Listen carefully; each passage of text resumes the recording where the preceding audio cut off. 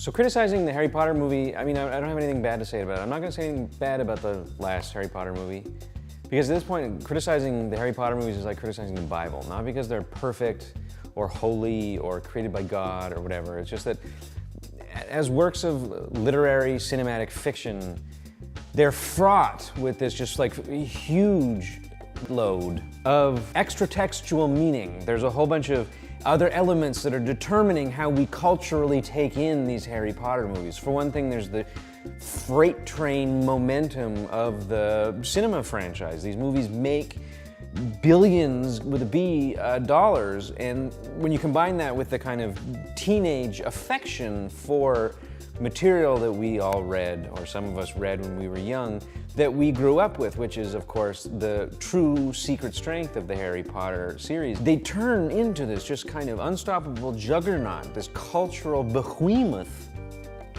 of a film that, good or bad, will do whatever it will do out in the culture and at the box office. So that's why I don't have anything bad to say about it. They did some interesting things in it. It's got some scary parts for the first time. They kind of put away the kiddie, all ghosts are friendly, nasty man thing that's been so irritating as an adult trying to watch the Harry Potter series. There's real good horror movie scares in this film. Voldemort is scary for the first time. And it's filled to the brim with really well done night photography. There's a whole big battle out in a forest that takes place at night. That's the kind of middle hour of this film, and it's shot really well, and that's really hard to do. The best thing about this movie is that it ends, and that's not a snarky thing. The best thing about the movie is not the ending, it's just that it has one. It concludes. There's an epilogue that happens 20 years later, and if you've read the book, which I bet you have, you know what that epilogue is.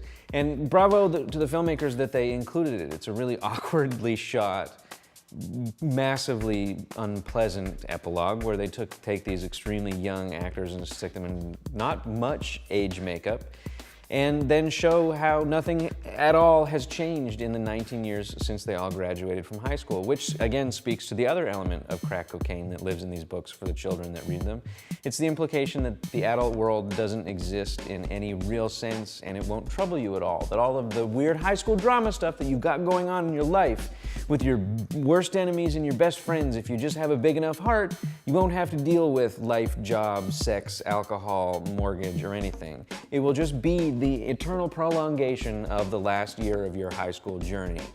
Harry marries his high school girlfriend, Ron marries his high school girlfriend, everyone marries their high school girlfriend. Everything's just the exact same as it is in high school, forever. I said I wasn't gonna say anything bad, but I have to say something. So I'm gonna say something that's maybe constructive. There's a lot of people that go to these Harry Potter films that are falling in love with the medium at a young, impressionable age, as a lot of us did from the 70s and 80s when we went and saw Star Wars and Indiana Jones and thought, man, movies are amazing and I want to somehow be involved with them when I grow up. That same thing is happening to young people watching Harry Potter. There's a thing called a MacGuffin, and it wasn't invented by Hitchcock. It's a narrative device that's as old as narratives, but Hitchcock was the guy that put a name on it. And the MacGuffin is just the thing that drives the plot. It's the little bit of secret knowledge, it's the diamond, it's the Maltese Falcon, it's the briefcase full of money in Pulp Fiction. In a lot of films, and even in Hitchcock's films, it doesn't even matter what it actually is. It's just a thing around which a plot revolves and around which characters do character things. The interesting thing is there's usually one of them, sometimes two, but in the best stories, the classic, strong narrative, hero's journey, really enjoyable stories, there's one. And there's like 19 in the Harry Potter movie. There's a special rock, there's a special cloak, a book, a snake, a sword, there's a special wand, there's a special diadem, there's just thing after thing after thing. And we're never clear what thing is the goal of any of the characters at any given moment. It's an incredibly clumsy way to handle what's a relatively simple, straightforward way of telling these kinds of stories. So what to watch instead? Watch the classic MacGuffin movie from the classic MacGuffin man himself, and watch Alfred Hitchcock's late 50s, 1959?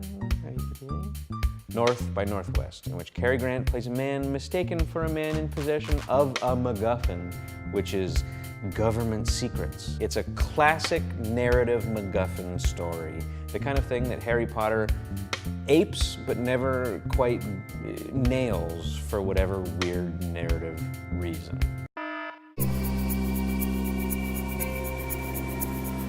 Bye.